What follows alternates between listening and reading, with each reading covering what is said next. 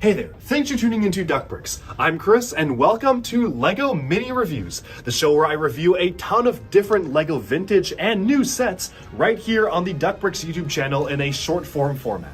So I have a ton of Bricklink orders to get through as well as just associated LEGO purchases, and I figured instead of making a mega video where I go through every single one that's hours long, why not break it up into separate mini reviews? And so in addition to our normal 3 videos a week schedule, be sure to stay tuned for a mini review dropping every single day where we do not normally have a standard video releasing. I hope you enjoy, and let's jump right into our first pick. So first up here we have a true classic LEGO set. This is the LEGO Paradisa Poolside Paradise set.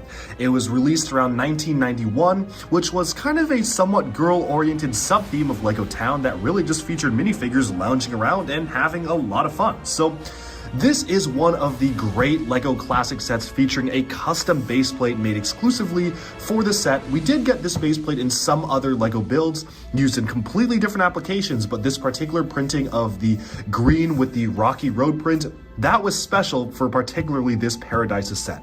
And boy, is it done really well. So despite this being a vintage set, there's a lot going on here.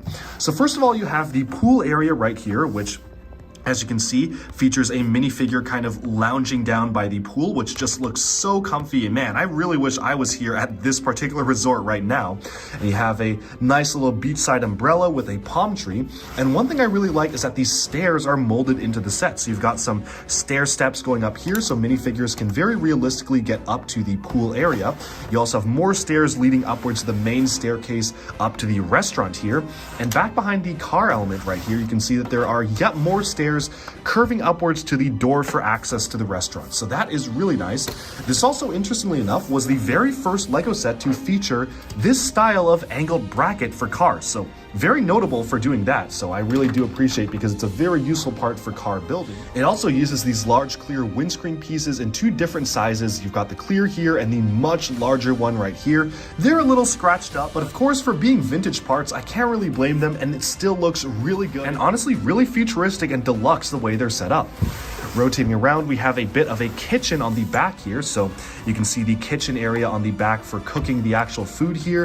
And then of course you have a waiter serving a couple presumably on a date up here, which is just the most adorable thing. I love how they have flowers on the table, a larger flower vase on the side here, and this just looks like a really cozy place to have a nice meal at and for minifigures to enjoy.